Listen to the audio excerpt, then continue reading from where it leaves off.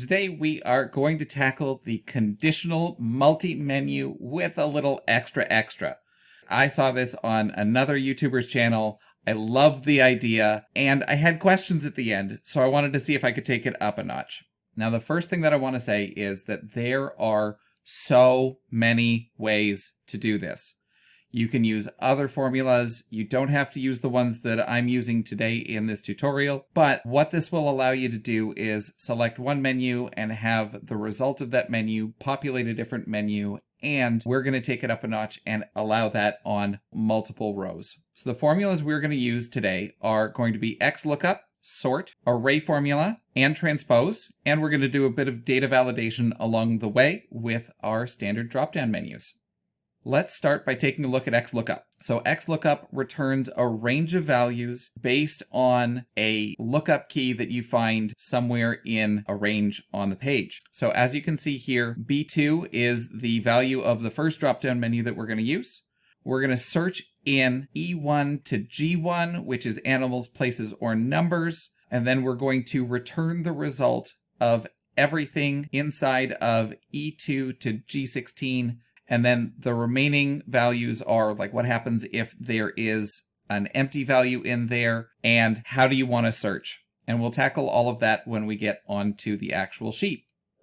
Next, we're going to take a look at sort because as you can see, the range of return values is not in alphabetical order. I kept this one really simple. If you just put in a range, it will automatically default to the first column and it will automatically default to ascending. With that, you can sort any range alphabetically, numerically, does not matter, and you can make that more advanced should you choose to, but we didn't need to in this one. The array formula allows you to use arrays in non-array functions in this case. Now, there's so much more that you can do with this. We'll probably do a full tutorial on just this function and what an array is. But in this case, we are taking a static group of cells and just allowing it to be populated somewhere else on a different spreadsheet and make it really easy to view and move data around. The last one we're going to take a look at is transpose. Now, transpose allows you to rotate, pivot, however you want to language it. What it really does is it swaps the X and Y axes of your data. So if you have a large grid of data, you can put the X axis on the Y axis and the Y axis on the X axis, or vice versa. Or you can do it with a smaller range of cells. In this case, we're going to do it with a single line, and we'll take a look at that when we're on the page. So let's get to it. Let's take a look at creating the first dropdown. Now, this is the easy part. Right-click or two-finger click if you're on a Mac on the cell that you want to put the dropdown in. On the menu, select dropdown, and then you're going to select criteria, dropdown from range. And then when selecting the range, you're going to select the headers of the columns inside of the range that you're searching within. Now, this is the easy part. You've got animals, places, and numbers. You can style it however you like using the options in the dropdown menu. Okay, now for the formula, in this situation, we're going to use XLOOKUP. So to start with XLOOKUP, we're going to find the search key, which is the menu option or the dropdown menu that you just selected. Then we're going to go into lookup range, and the lookup range is going to be in those three headers. The result range, so if we look at result range, it is the range to consider for the result. The size should be the same as the range is dependent on how the lookup is done, which means that you don't want 3 there and then 2 here. That's going to be messy. What you want to look at is this whole section, and we're going to crank that down so that you have all of these empty spaces as well. And then missing value, like I said in the initial walkthrough, we're going to set this to false because if there's no value, it's just going to be set to false. Match mode, you can set it to exact match, next highest or next lowest, depending on how you've sorted, but we're going to keep it at 0 to make this easy. Okay, and then the last part is search mode. Now, this is far more complicated than I want to get into in this tutorial, so we're just going to set it to 1. Now, this is currently returning false because there is no value there. If we now set this to animals, it's going to do dog, cat, fish, camel, and whale, which is what we have here. If we swap this for places, it's going to move this over to Toronto, Calgary, Ottawa, Montreal. And if we switch this to numbers, it's going to show the numbers values. Now, to make this a little bit more fun, we're going to add sort so that it is done alphabetically. Now, in this situation, what that looks like is we're just going to put the range in there. It's going to automatically, by default, sort by the one column that's in there and sort in ascending order. So now the numbers are set by size and the places and animals are set alphabetically. This is neat. So now we have a range of values that we can use that changes out every time we want to set a dropdown. So we're going to set the dropdown for this first one for C2, and we're going to swap that for range. The range we're going to select is going to be this formula, and we're going to set that to as long as we can and hit OK. Now in the other tutorial about Excel, you'll see a series of zeros here. What I love about Google Sheets is that is taken care of for you, so it does not factor in all of the zeros. It knows that it's an empty value, so it just omits it. All right, so I'm going to click Done there. So now the second drop-down menu is conditionally populated by what that first one is. So the first value here is Calgary, Montreal, so it's all of the places. But if I click over here and swap it to animals, it becomes all of the animals, and you can see that they are alphabetically sorted, which is not the case over here.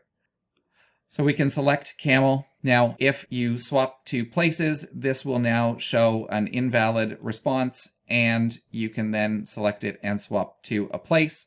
Same thing with numbers, as it all sort of works out.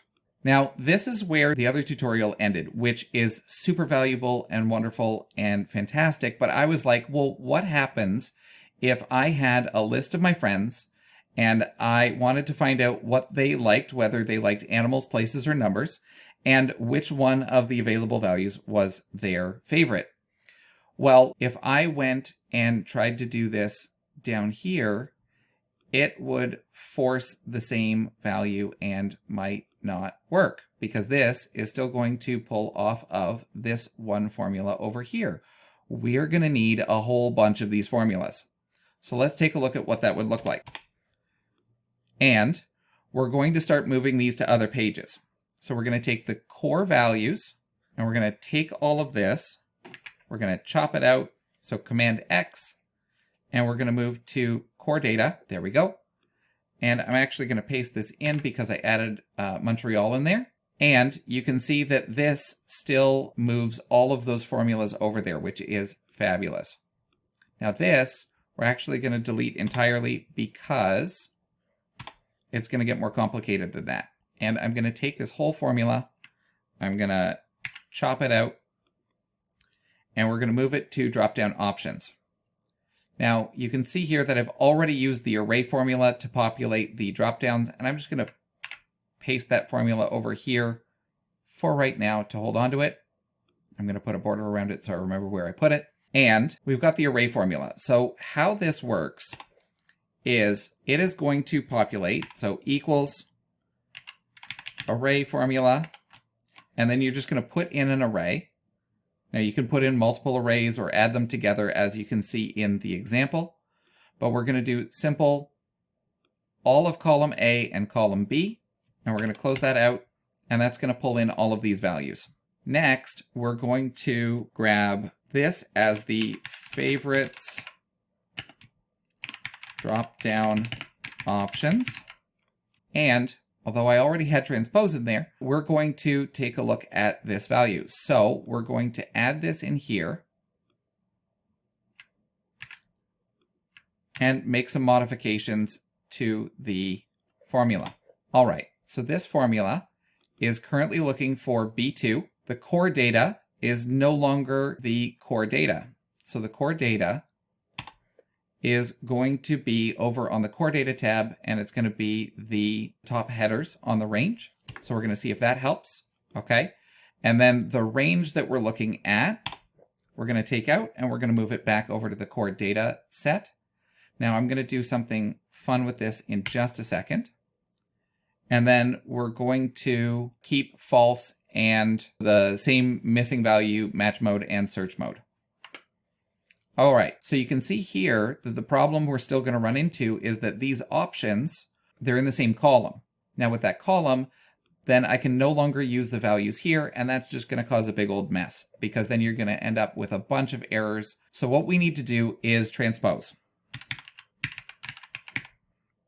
We're going to take the value of sort and XLOOKUP, we're going to wrap it in transpose, which is going to turn it 90 degrees.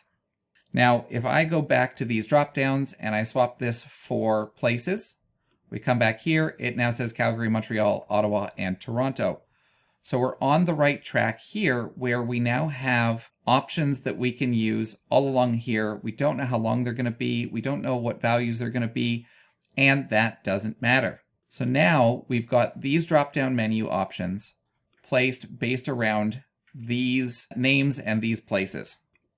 So if we come here and now we put that drop-down menu option, we're going to do drop-down from range. We're going to add the range and come over here and do those cells.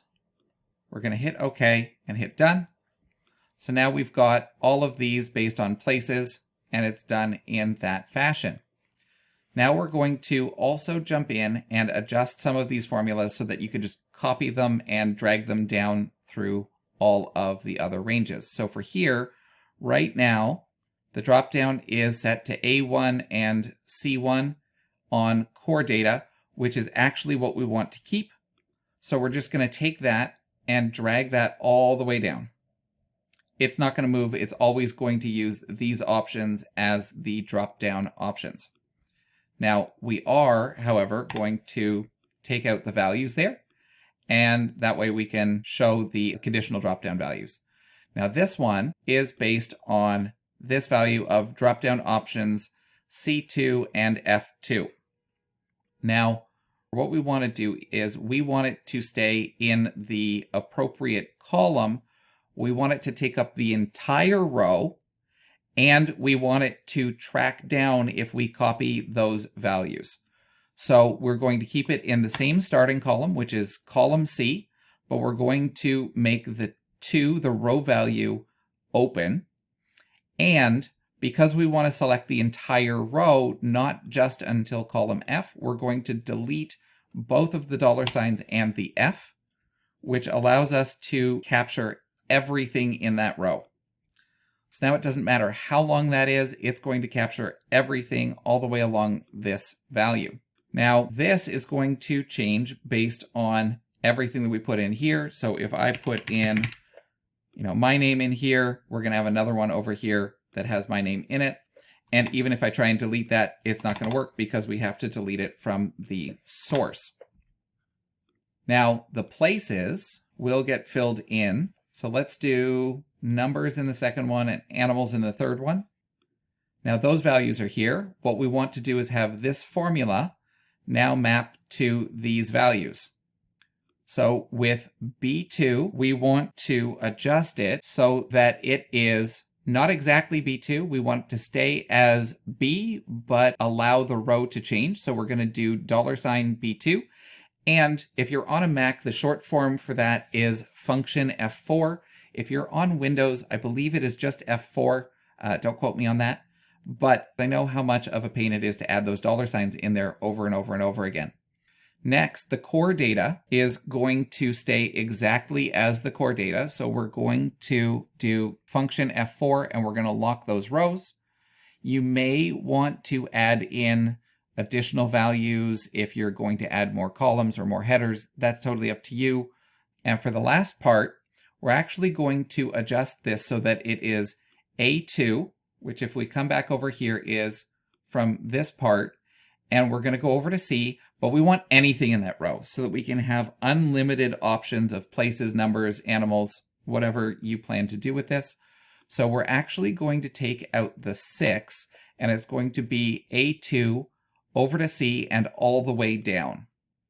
That way it is flexible. It doesn't matter how many values you throw in there. And we are going to hit function F4, and we're going to lock that in place so that it doesn't move around. And that should return falses for a bunch of them, which in this case will be totally fine. And we're going to drag that all the way down. So now what you can see is all of the places, all of the numbers, and all of the animals. And then for the ones that we haven't set yet, it returns false over here. We can see all of these wonderful things happening. So we can add in places for the remaining values just to make our lives easier. And we can see those values all populating over here. And then the last part is that the data validation on this for the dropdown is currently set to C2-2 on the dropdown to options page. So we're going to just drag all of this all the way down. And as we go through, we've got places here, we have numbers here, we've got animals here, and you can make this work however you see fit. So I thought it would be a neat idea to take what was already out there, done by an amazing YouTuber. I'll link him in the bottom. I got inspired by actually a couple, so I'm going to link both of them. And I want to thank them both for their inspiration here. And I wanted to take it up a notch to see if I could make it a little bit more expansive. And we'll see you in the next tutorial. Like and subscribe if you learned something.